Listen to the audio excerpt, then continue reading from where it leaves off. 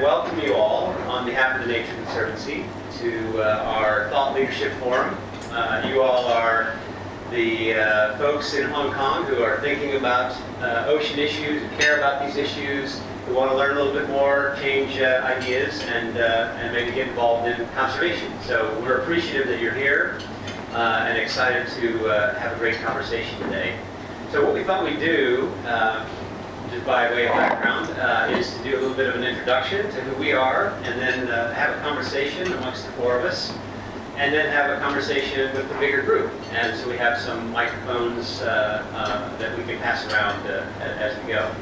So with that, I'll start with myself. My name is Charles Bedford. I run the Asia Pacific Regional Office of the Nature Conservancy, which is based here in Hong Kong. This is our hub and our home, and my home for the last 6 years.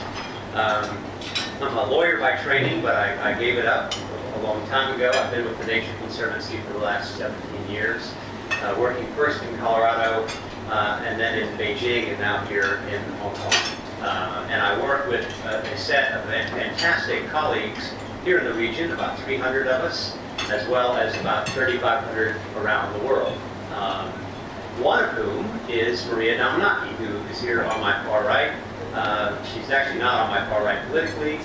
She is a political animal. She's a 25-year veteran of Greek politics, an engineer by training. So an engineer going into politics, it's a little one of those things. It's hard to keep in your mind at the same time. But she then became the European Fisheries Commissioner, and really pressed for a whole host of reforms both in Europe but also diplomatically around the world. We're fortunate at the Nature Conservancy to have her now running our global oceans team. She's a great leader, very passionate and focused on things like illegal fisheries and fishery trade issues, marine protected areas, and the natural environment in general. So there's probably no question that you ask that she doesn't have a big answer for, both because she's an engineer and a politician. So she's got her bases covered. Also, we have with us is Sean Lee Davies. And Sean is a great supporter of conservation. He comes at this from more of the heart and the art perspective, but also brings a real business acumen to it. So he's looking at the intersection of technology, of photography, of art, figuring out how business can play and engage in conservation. He's been here in Hong Kong for your whole life? 12, 13 years. 12, 13 years? Yeah. Full time? All right. But is a strong, passionate advocate for both for wildlife conservation here in Hong Kong and around the world.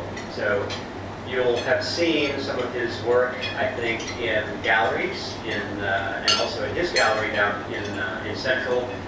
We had a fantastic opportunity last spring, I guess it was. The Love is Wild exhibition, which benefited the Nature Conservancy, really had a spectacular juxtaposition of people and nature. And I won't go further to describe it because pictures worth 1,000 words, and we don't have all day. So, but it was just kind of jaw-dropping, and I hope you get a chance to see some of his work. It's multimedia. It's really forward-looking. It's exciting stuff, and I'm able to talk a bit about that. Stan, who's right here on my right, is a relatively recent graduate of Hong Kong's university system. He's a marine biologist, and now works for Bloom, which is one of the leading NGOs working on conservation issues.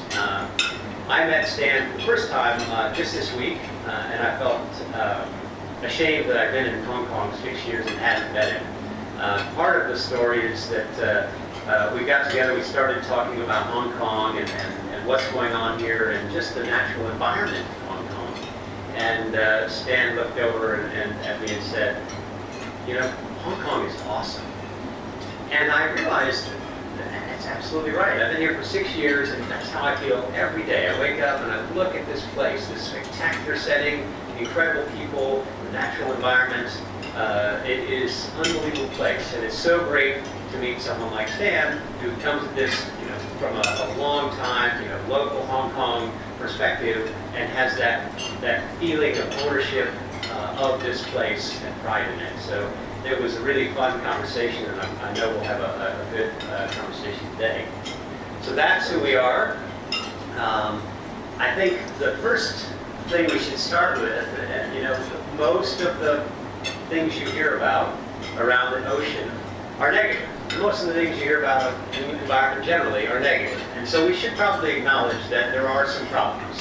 So, Maria, I think about you as kind of like the mother doctor of the oceans. So let's just imagine you're in the ER, the emergency room, and you've got your choice of patients, the ocean patients that are coming in. What's your view in terms of the one that's really deserving of our attention and focus? What are the big issues?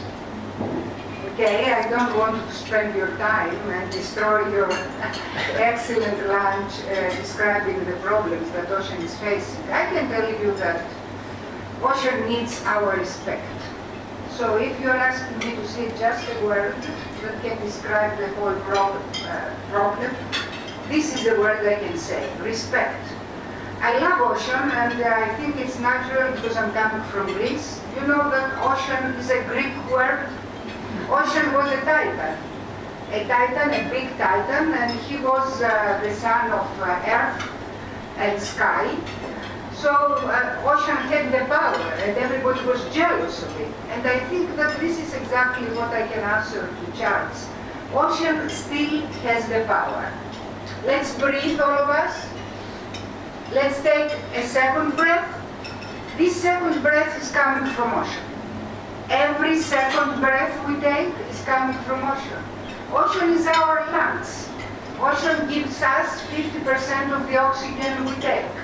Ocean absorbs 1/3 of the CO2 emissions. The emissions we are splitting out to the air. Ocean gives protein. It's the first source of protein for almost 10 billion people around the world.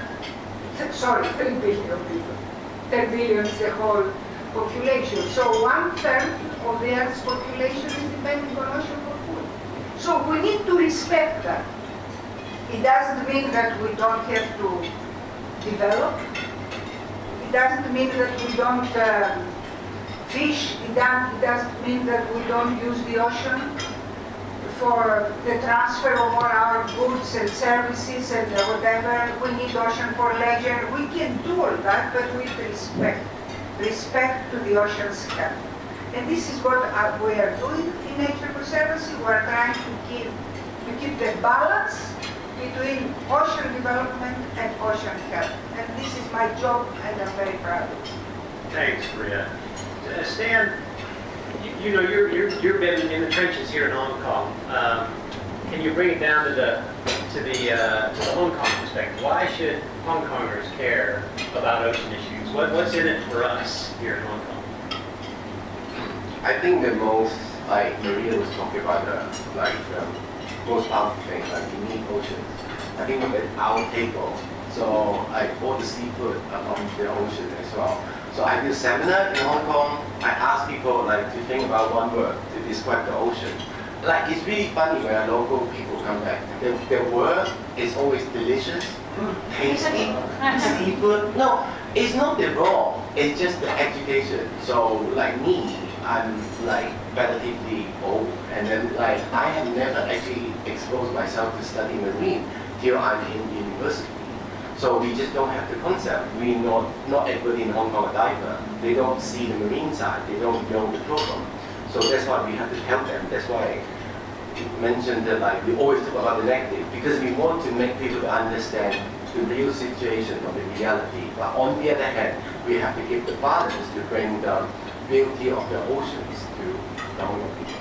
Well, that's a good, I think, segue to Sean. You've been focused around getting people educated and thinking about conservation, about nature. You've done a lot of experiments. You're super passionate, committed, a lot of different projects.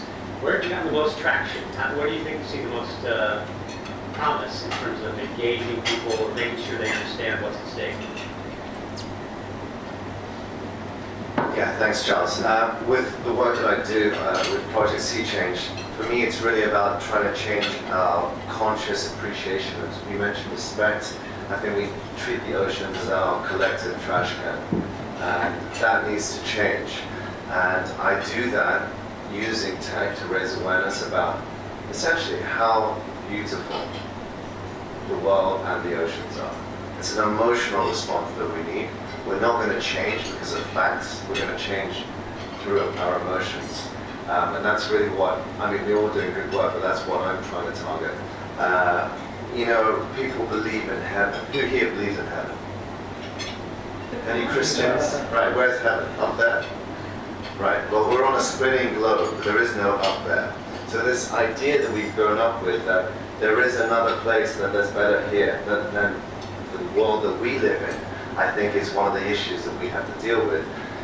If you've ever been to the Maldives, or you've ever been to the Borneo rainforest, or you've ever been to Kilimanjaro, you might look out and you might see heaven before you. Maybe we're on heaven.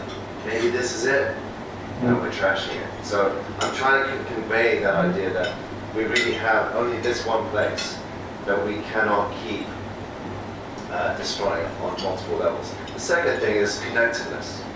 As you mentioned, that every second breath that we take is from the ocean. But if we all hold our noses here for more than 2 minutes, we'll probably pass out. Unless you're free divers. Who's a free diver? Yeah, they can hold it up to 4 minutes. We are all connected, whether we like it or not. And if we poison our biosphere, if we poison the oceans, we're poisoning ourselves. Now, there's often a disconnect between the idea of environment and personal health. And that's something that we also try to raise awareness about. There's no, I think there's no, you can talk about the different scientific reasons, but if you look at cancer rates throughout the world, I don't think it's any surprise that cancer rates are going through the roof. At the same time, we're destroying our natural resources, polluting our waterways, and poisoning our food source at the end of the day. I'm sorry to say it, but the plastics that we throw in the ocean, you're eating right now. Okay? So that connectivity, that feedback is something that we really need to get across to people. And I'm sorry to ruin that. I'm sure it's sustainably sourced. So, are you sure you want me to carry on talking? so Sean, Well, this salmon is possibly organic. It's agriculture then. Yeah. Thank you. so Stan, Maria, there is a lot of focus and interest in plastics, so you know, I'm sure we'll have some conversation around it. But what are your perspectives on plastics in the ocean? How big of a problem it is? Is it solvable? You know, is it the biggest problem? Stan.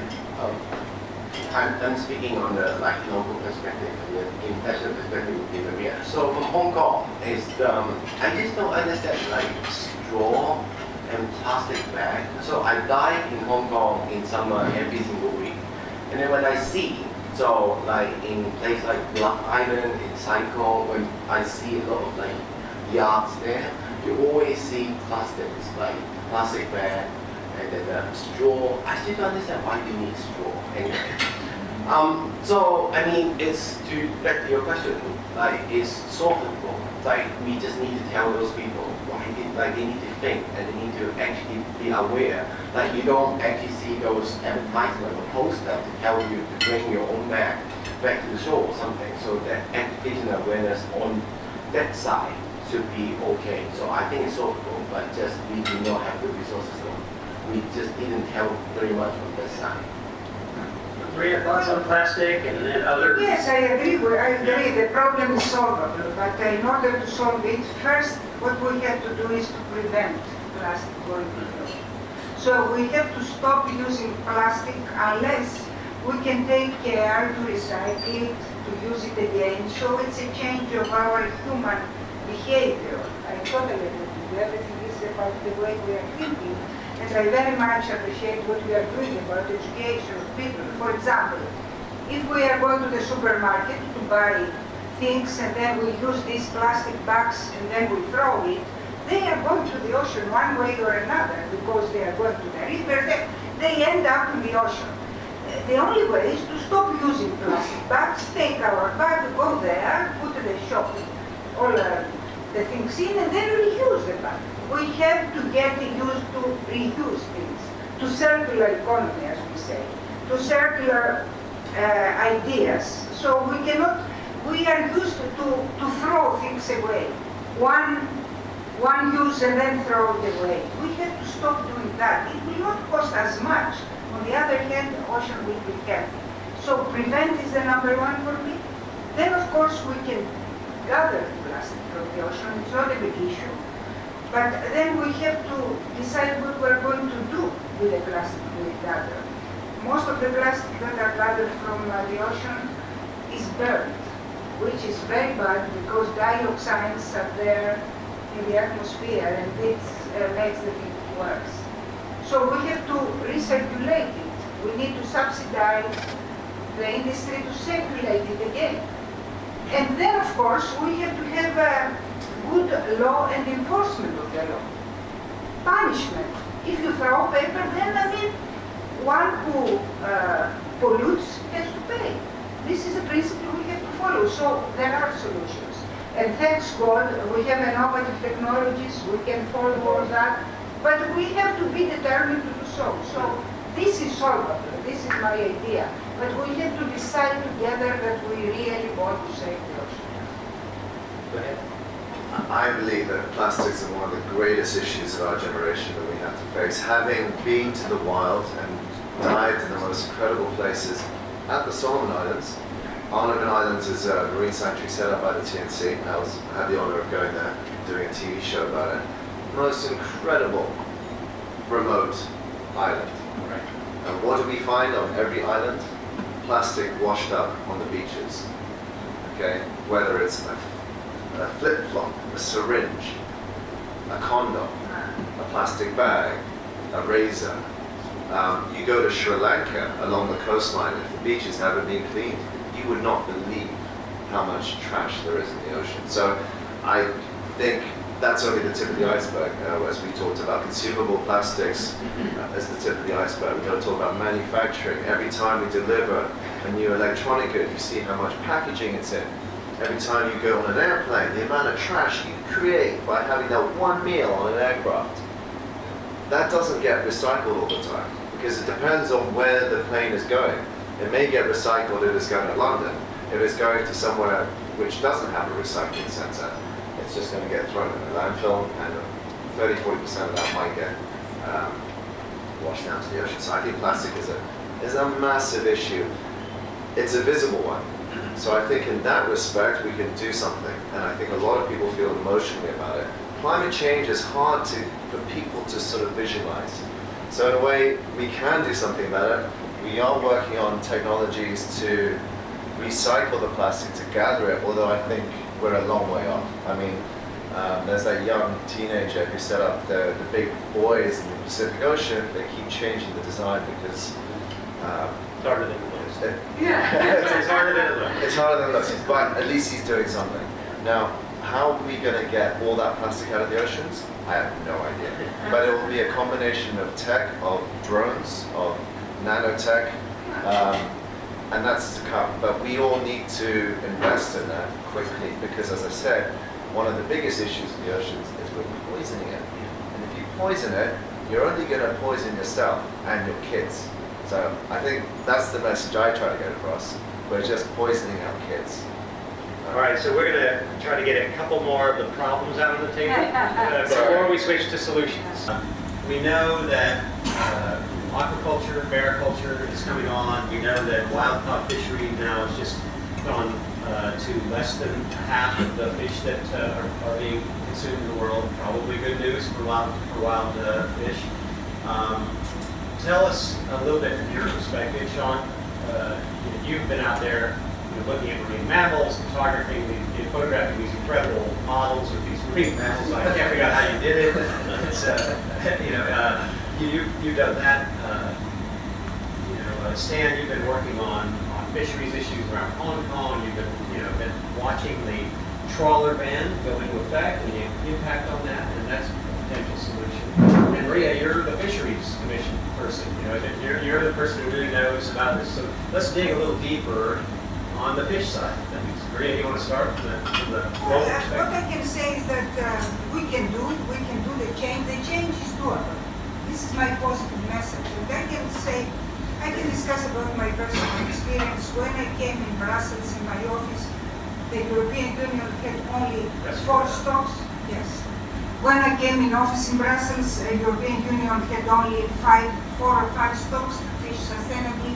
When I left my office, we had 30 stocks to fish sustainably.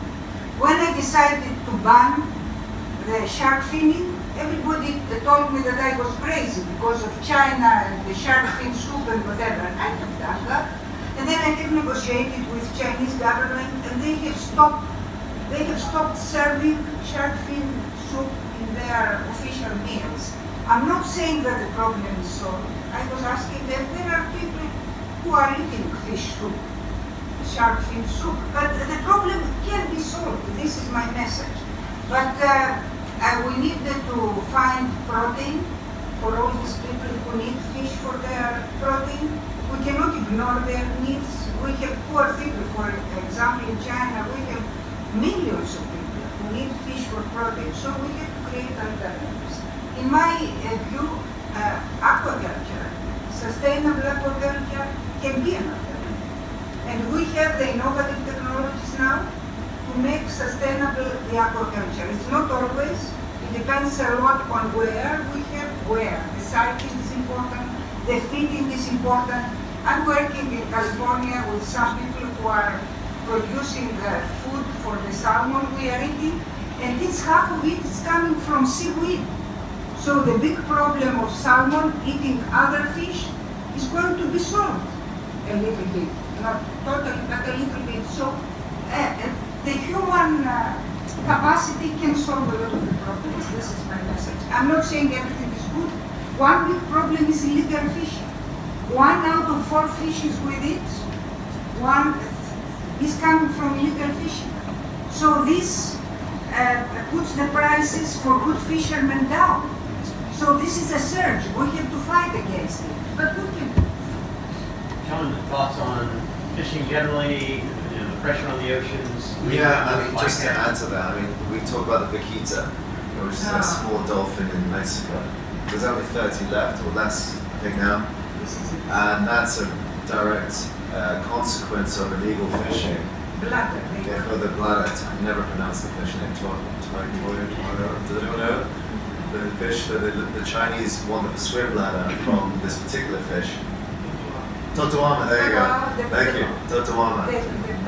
And the poor place gets caught in the gill nets as a result. There's only 30 left. Despite all the awareness and all the campaigning, they're pretty much on the edge of extinction. Well, let's hope for the best, but it's not looking good.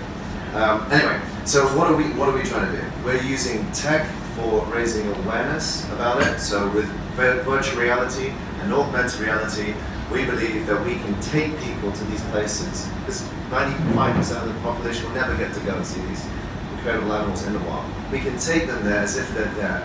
In the future, I believe that we'll all be having mixed reality education. You'll be having a lens on, and the rhino might just walk in there. So that has 2 things. It's going to connect you to the wild, and also secondly, it will displace or disrupt the captive animal industry. That's what we hope. Talking about the oceans and coral and all that, coral I think is even more worrying than the fisheries, because if the coral go, so do the fisheries. And we're seeing mass bleachings. I think it's the 3rd consecutive year of mass bleachings. The barrier reef has taken a huge hit. So what are we doing about it? We're going to have to use technology and science to try and re-engineer the situation. They have come up with breakthrough ways of regrowing coral. So they've just announced that a few months ago. They're having really good results with growing coral larvae. So maybe that's going to work. Replanting coral. They're going to do that. They're going to do that. This, the nature was sorry for interrupting, Yeah. but this is a very interesting point. Now we are working with the University of Miami. We are doing exactly what we have described. We found a new technology, open tanks to reproduce coral faster, and we we hope we can do. I mean, Right. we're trying. We're trying, right? There's sea-bin technology. Who's heard of sea-bin? They got a lot of press. Sea-bin, right? It's basically a vacuum cleaner in the water. It's sucking in plastic. Why don't we have 30 or 40 of those in Hong Kong Harbor?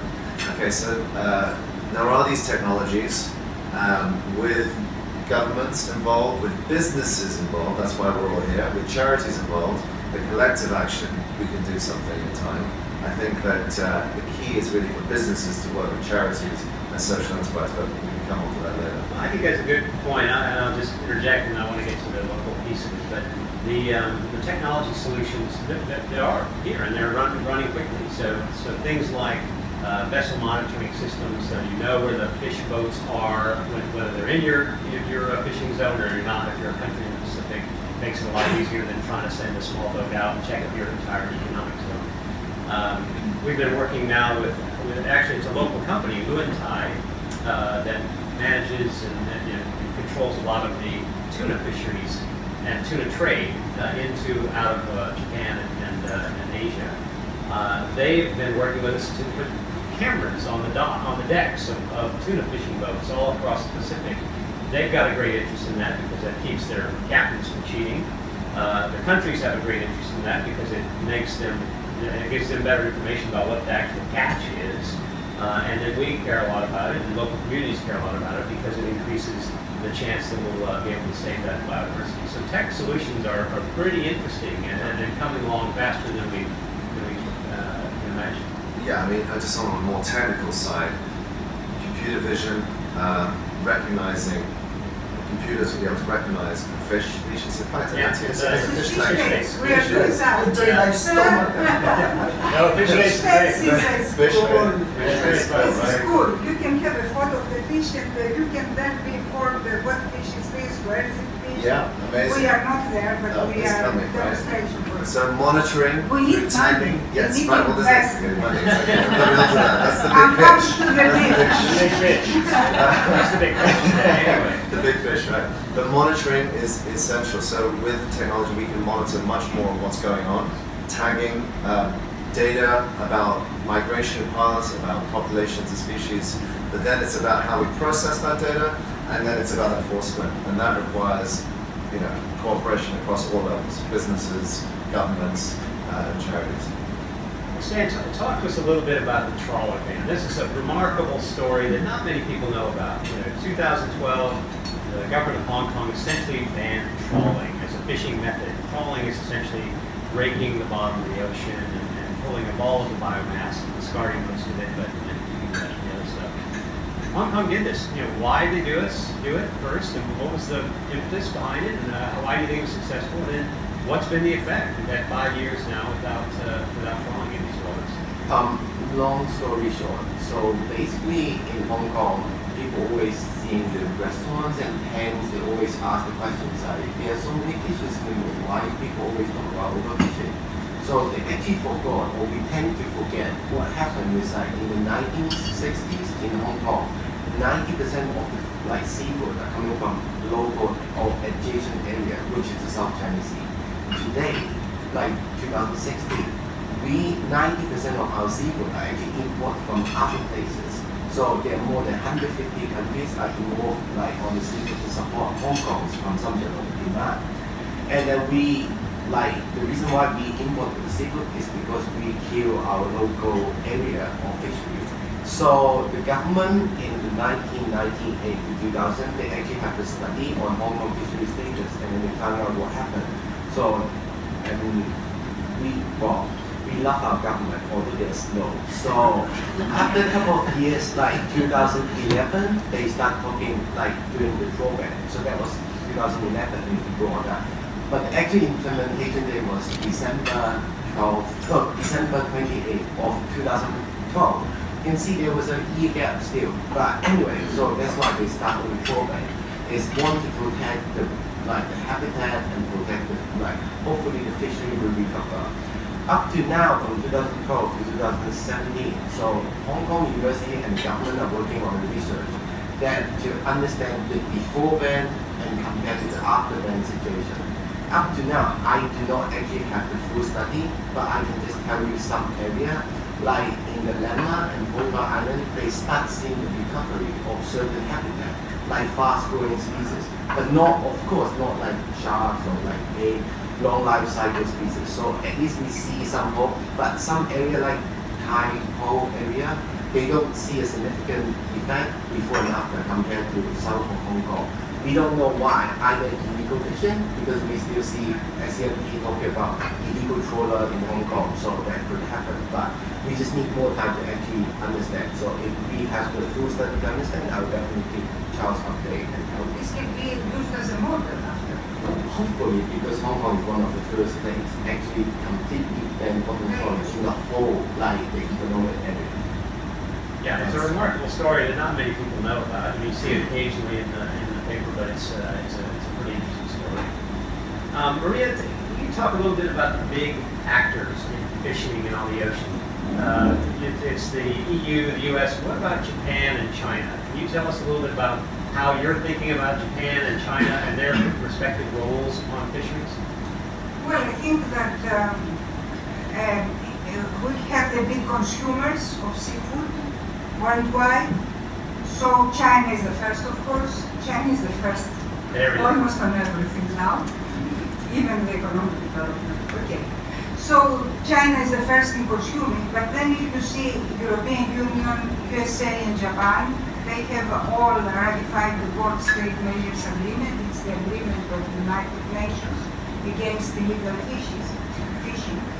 So these three countries, this is what we are working on now, the Nature Conservancy. We are trying to build an alliance between these three countries because they can control, let's say, 60 to 70% of the whole trade around the world. And we hope we can stop illegal fishing by that. But China needs more and more fish. China increases a lot the fishing fleet. I mean, very, very fast, very, very fast. So China is a big player. So we have to persuade China to do more. Any good ideas? Well, I have some ideas, but you know better because you are the people who know China better. So perhaps we can receive ideas from the audience how we can do.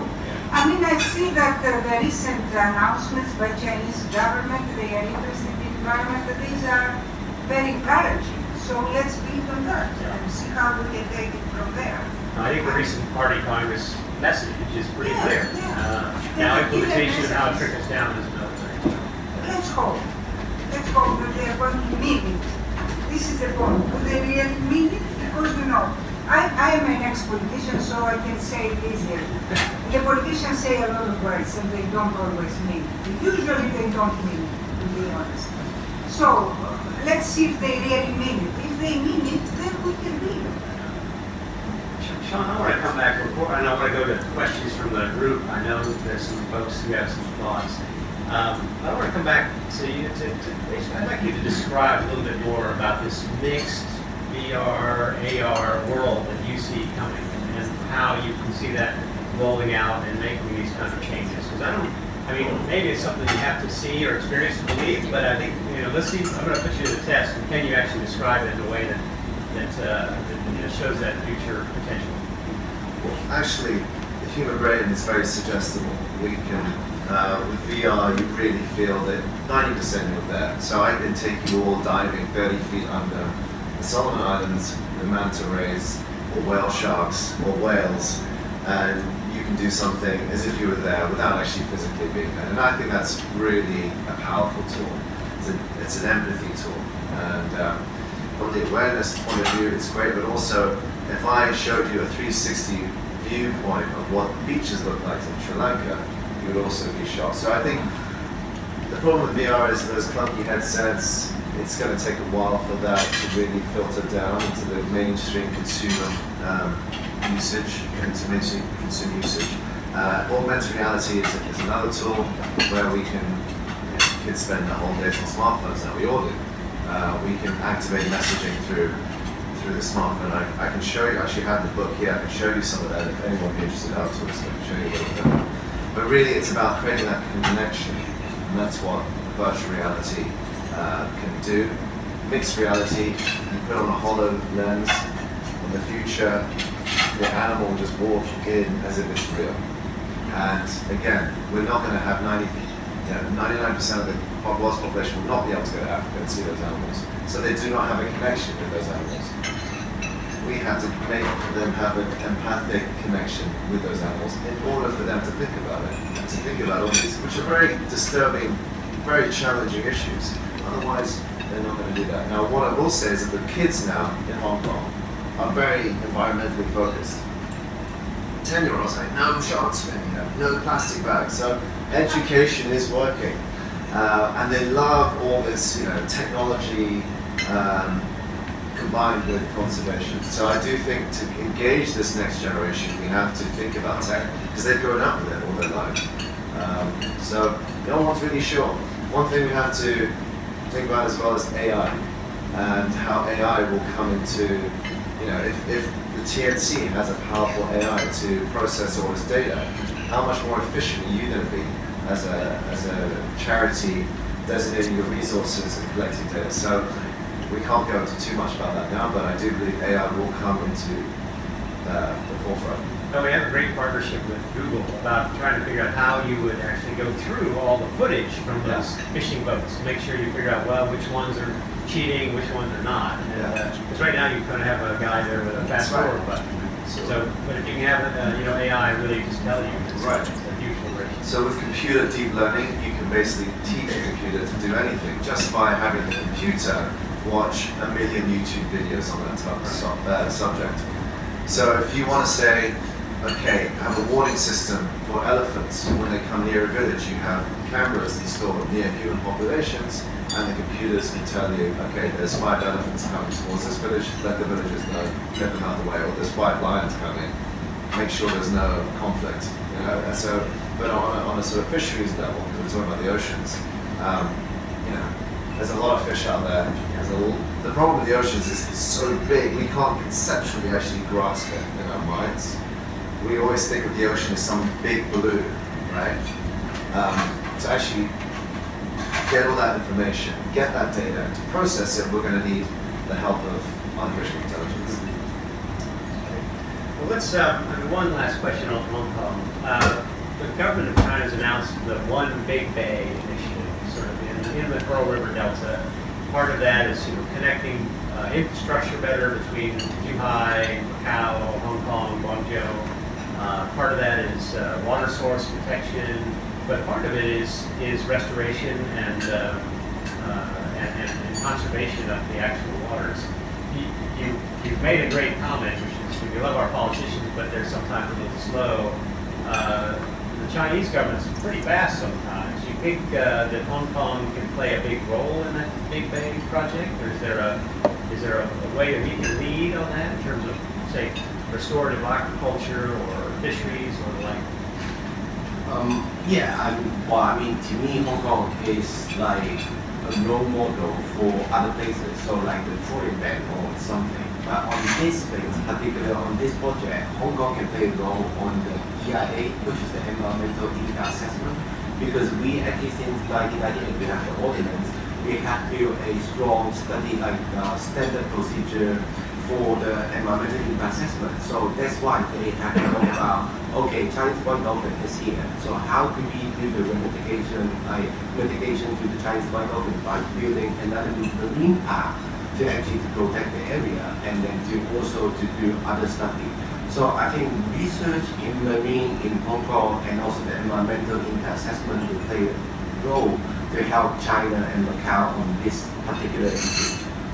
Well, there's some great science going on here at Chinese University, at HKU, HKUST, and others. So maybe that's right. I mean, maybe there's a knowledge sharing and a breakdown of some of that Hong Kong, Shenzhen mental barrier.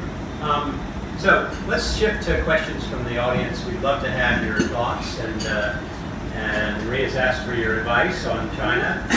There's a lot of folks who've worked here on China. Marcus. Just yesterday in the news, Sea Shepherd in action again. Was that Indonesia, I believe it was, right? Lombok, Bali, Lombok, and the waters there. They did a great job there, and actually lending their ship to the local authorities to go out and confiscate a whole bunch of I'm afraid to say, was mainland Chinese fishing vessels again. Is that correct? Did you catch that? Yes, you want a comment? I'm informed about that. Actually, Indonesia is playing a big role against illegal fishing from vessels outside, persainers, etc. And Sea Shepherds, this is an organization. I think that what they are doing is good, and sometimes they helped me when I was a European Commissioner, but I think that the governments themselves, they have to be on their own. Because, illegal fishing is also an issue of, it's very sensitive, because we are talking about impunities and legal cases, and you as a lawyer, perhaps Charles can help us here. So the governments have to play the main role, I think. But Indonesian government and Minister Susi, who is a good friend and she's working close with us, I think she's trying to do the best. Can I say to that point, I think as long as there is a demand, there will always be a supply. It doesn't matter how many police boats you have. It's like drugs. Yeah, you will never stop illegal fishing, unfortunately, in my opinion. The only way we're going to stop illegal fishing or overfishing is to stop eating fish. It's quite simple. Okay? No, I'm just saying we all reduce our intake of meat and fish. And it's that simple. And be careful what kind of fish you eat. Well, exactly, what kind of fish, and make sure it's a sustainably sourced one. But that really is what I'm trying to do. I'm saying, look, you can point it. We all know the issues now, so we are all in this. We are all responsible. Don't know what. Well, That's why the information. We're trying. But we all know that there are problems. So why are we serving fish today? Because it's a good source of protein. Exactly. So okay, I don't want to be mean about it, but I'm just saying, if we want to stop the overfishing, we just reduce the consumption. That's really the quickest way of doing it. And the Chinese government can do that. They've actually said that they will reduce their meat intake. Laurel, you might know this. So is it 10-15% by the next decade? They want to actively tell their population no more meat, because we know, one, it's very unsustainable, two, it's very expensive, and three, it's taking all our water. So they can do that. They can take the collective action and say, stop eating meat. They just need to say the same for fish. Sorry. Okay. Other questions? Yeah.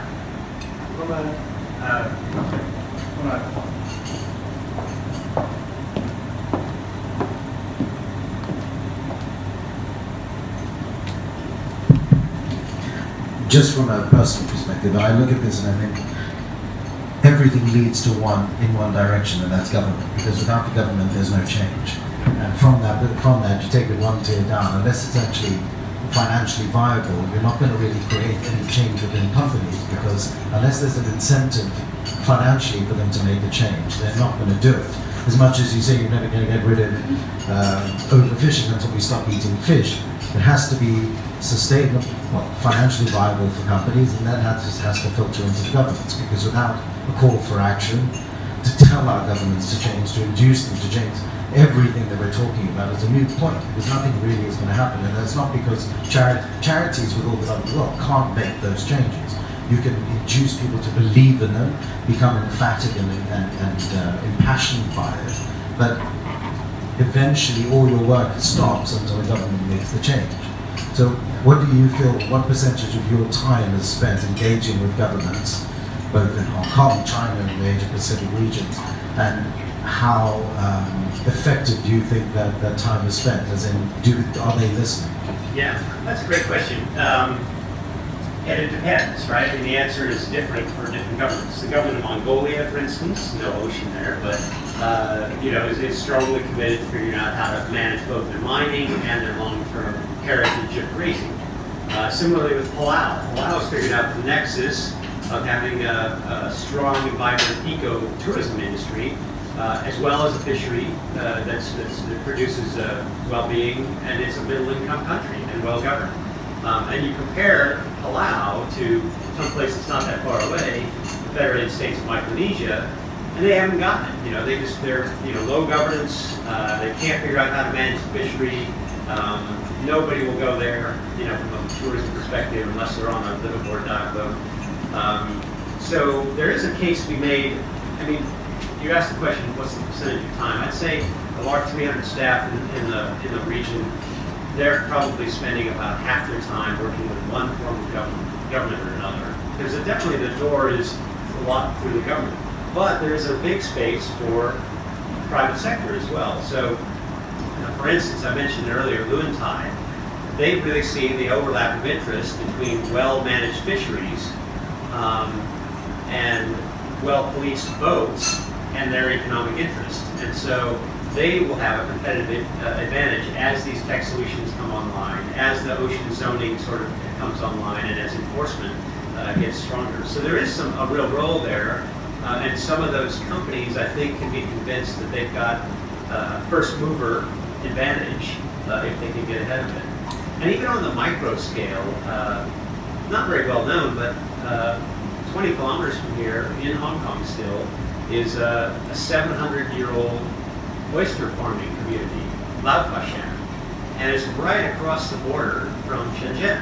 And they are looking at, they've been farming oysters for consumption. It's where Li Kung Hee oyster sauce comes from.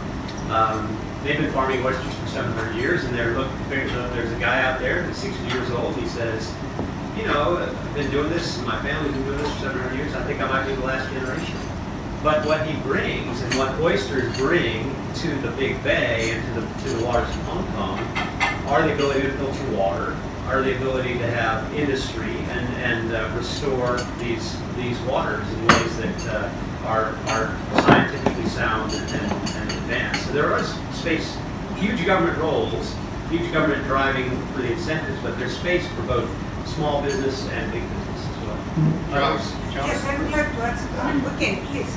Charles, Can you expand on the point you just mentioned science, right? So science is very. Oh, sorry. Can you expand on the point of the word science you just said? Science is a major part of the Nature Conservancy, and it is science that we use science to influence government policy as well as corporates that we work with in terms of conservation. Yeah, I think Maria, I really should defer to you, but science really underlies everything we do, whether it's the fisheries piece, like how many fish can you take and still be sustainable, or the ocean zoning is based on where the hot spots of biodiversity are. So everything we do is bringing the right kind of science to decision makers. But I think that everybody can play a role here. This is my point. So science can play a role.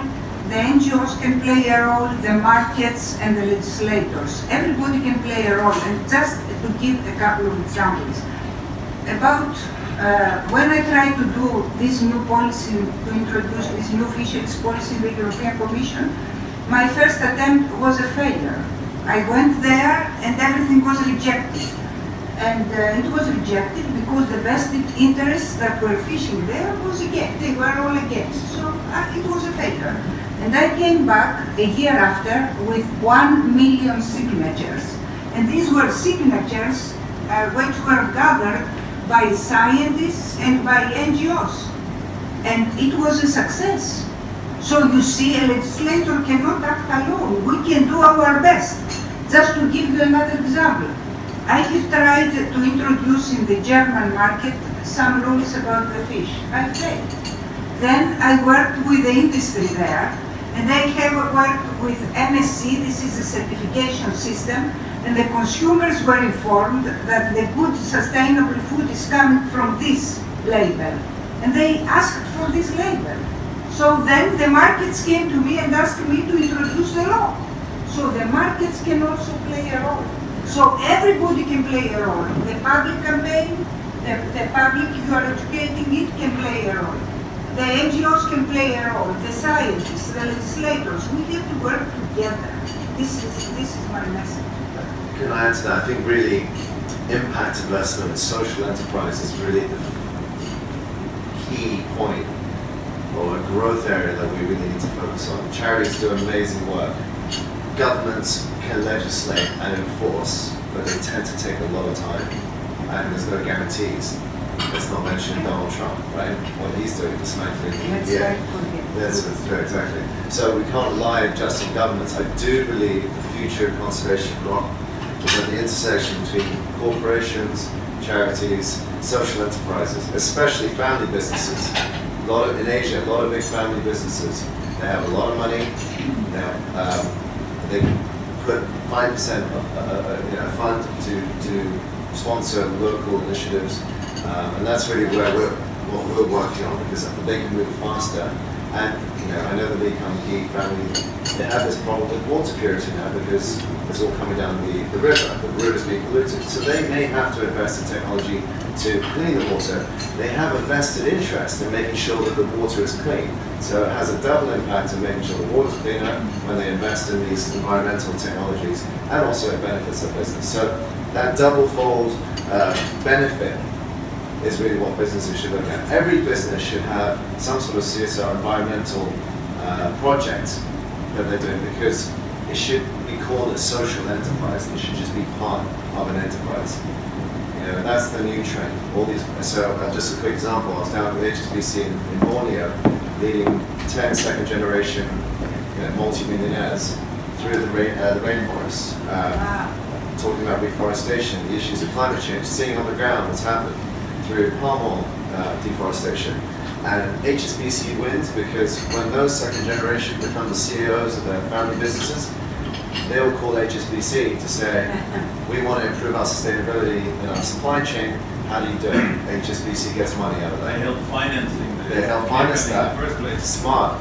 But it's a great way. It's a bank, a traditional bank. They're thinking out of the box. And everyone wins at the end of the day. So I think it's really those kinds of schemes that are going to accelerate, and that's what we need to do. We know the issues. We need to accelerate the change. So businesses, charities, social enterprise, I think it's key. And the banking sector can play a very good role. Yeah. Stan, any thoughts on enterprise or business roles? Like Sean has talked about the positive side. So what I've seen is the reputation. So the endangered species are being sold on like the big business corporate.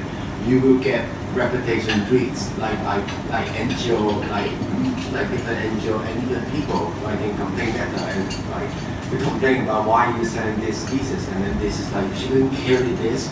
Like a big Pacific was complained by different people. So you can see there's corporate they have a good responsibility which is on the CSR. But on the other hand, the reason why you need to do better on the environmental side is actually be careful of the reputation.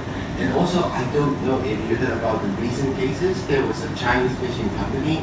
They tried to do listing in the IPO, and then they write their fishery, and then they actually clearly openly say they ask money from the bank, and then they clearly openly say the RFMO, which is the Regional Fishery Market Organization, is not working. We don't obey the regulation.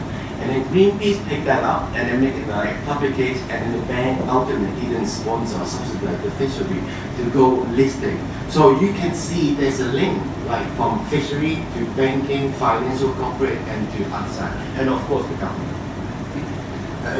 Just real quick on governments moving real slow. The ivory ban in Hong Kong. They're now saying it's going to be another 3-4 years. Why does it have to be another 3-4 years? Just an example. I think what's answered. I had a question about, so I can see TNC is working on quantifying the economic value of the ocean, which I think is really important, especially somewhere like Hong Kong where nothing has value unless it has a price tag.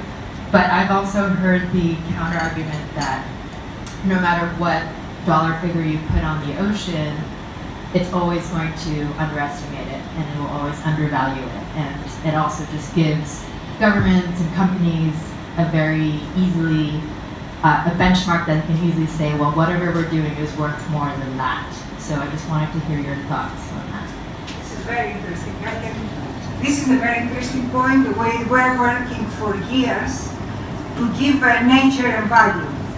And we have started from reefs, coral reefs, and actually we had an application. We have presented this application last year in Bangkok. There was the International Tourism Congress, and we have taken the first prize of the International Tourism Council because we have presented this application about the million coral reefs. This is how we call them. So if you have a reef and you can see it, perhaps you think that it can cost this amount of money. But if you think what this reef is doing for fisheries, because the fisheries are getting reproduced there, for tourism, because we can invite some people to go around and see what is happening there. If you can have in mind that this reef can protect you from a tsunami. For example, if you have a reef in front of your hotel, then the tsunami can come and the wave energy can be reduced down to 50%, 70% sometimes. So the risk is lower down. If you think of all that, you are ending up with $1 million. So we have created this map of $1 million reefs worldwide. And this, there was a great interest, especially from the tourism industry, because they would like to take all this data and orientate their investment. They are going to invest in areas where we have $1 million reefs. So this is just an example. We can do that. And I can say to you that I'm working closely now with the insurance industry. We're working with Swiss Re and Lloyd's and other big insurance companies. And what we are trying to do is to restore the natural infrastructure, reefs, mangrove trees, and all the rest, wetlands. And in exchange, the industry companies, they are giving to the investors a lower premium. And the difference we are paid and we are doing more restoration work. So there are innovative financing tools. And I think that a place like Hong Kong, which is a financial center, can take, you can take in mind also what we are doing with blue bonds, blue funds and things like that. This is a very innovative financial industry, I can say. And we are working with big corporates about that. So this can be also a way forward. We can find the capital we need for restoration because, you know, all of us know, as you say, all of us know, that it's a very expensive exercise. Restoring the reefs, the wetlands, it's expensive. So where this money is coming from? We have to find this solution so we can put nature a value. This is my idea. But of course, we have to see the seen and unseen value of the nature. And this is exactly what the Nature Conservancy is doing. I think we have room for one more question. Is that? Two more questions. All right. Anybody else? Yes. Yeah, on a little more local level, one of the things I see quite a bit in Hong Kong is all the fishing boats have styrofoam containers. And when they're broken, they toss them overboard. The ocean's littered with them. Anybody who lives in the water will see this. Anybody who walks the ocean here, walks the beaches, I do it every day. There's millions of pieces of broken styrofoam. Does anybody know of any program that's making an effort to try to tax them, restrict them, change them to hard coolers? Does anybody here know of any program being done? The plan in Hong Kong and also working because there's like the BSAP, Biodiversity Strategic Action Plan from Hong Kong government. So they actually got someone into working on a program that is working with fishermen on this styrofoam. So they had invited, so in Europe they use like not one-off like boxes, so it's lighter. So they're trying to like use technology to actually invent one suitable for regional, like in Hong Kong. Because in Europe they have the standard, you can use only one time and they have to go recycle. But in Hong Kong, fishermen practice they use like every month or something. So they need to tailor-make one for Hong Kong. So yes, like Dr. Hong Kong is trying to work with the fishermen. But I don't have the update yet, so I've heard they developed the program since a couple of months ago. All right, one last question.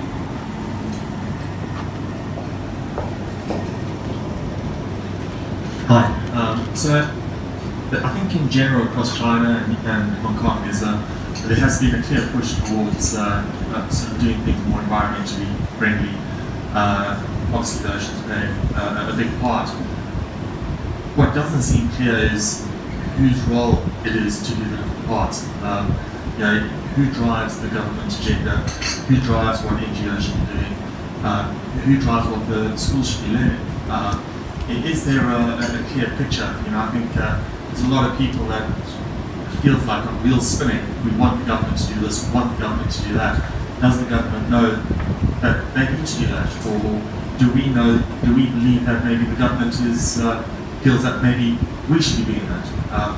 Who has, or who's drawing up the roles and the responsibilities? Go ahead. Well, I think that you touch on a very important point. I think everyone's always pointing the finger somewhere else. I think what I'm trying to say is that it's all of our responsibilities. The government can act. They just announced a ban, for example, vending machines of plastic bottled water under 1 litre they've banned. Right? It's a little bit, but it's not enough. That's come from pressure from grassroots organizations and charities. But that whole process takes too long. And there's no coordinating body taking in what we're talking about today and talking to the governments directly. I mean, I know the charities do that, but that whole process can be accelerated. We've come up with an idea of having a round table of CEOs, government, charities, actually implementing that. The other day, what was that to money? Does prioritizing what's important? Because obviously you've got different groups that think their their ocean or their forest is the most important thing. Does it take a group of scientists to work out what's the priorities for this next year or the next 5 years, rather than trying to do everything at once? Well, I think the charities come up with the research and the science first, and then it kind of trickles down. But Charles, you have a Yeah, I think that's right. I mean, we work a lot with university communities all around the world, not just in Hong Kong, but to try to figure out a set of solutions to these issues, and then try to bring that kind of science to the government and give them, more than just the sort of popular will or lots of people who are writing letters or calling their politicians. Give them the actual science to back up that kind of action. That's, sometimes they ignore it, right? I mean, it's their governments. And we've heard a little bit about the slowness and sometimes they're not very honest. But you do what you can. I think the roles, though, in terms of prioritization, should come out of the science community. I mean, you should look at them and say, well, what are they saying? And what they're saying, what we know that they're saying, are that the depletion of fisheries is a dramatic issue around the world, that we've gone below recoverability in a number of fish stocks, that we've got a chance still with major fish stocks like the Western Pacific tuna, and we can focus on that. We've got a lot of interesting media attention around ocean plastics. A lot of research now is going into figuring out where are these plastics going to end up? Are they going to end up on the bottom of the ocean, a layer of plastic? Are they going to end up in the biomass? Are they, there's a lot of science still to be done on that, and then technology to try to address it. So that's, a lot of experimentation going on out there right now, which is, I think, exactly the way things should happen. But I think no one has really got their hands on the steering wheel, is the point. We kind of think that someone out there is thinking about all these issues for us and prioritizing it. I don't think there is that one organization doing it. Is that No, absolutely. It's up to all of us. Yeah. I think that's a good way to wrap up. I think it's up to all of us.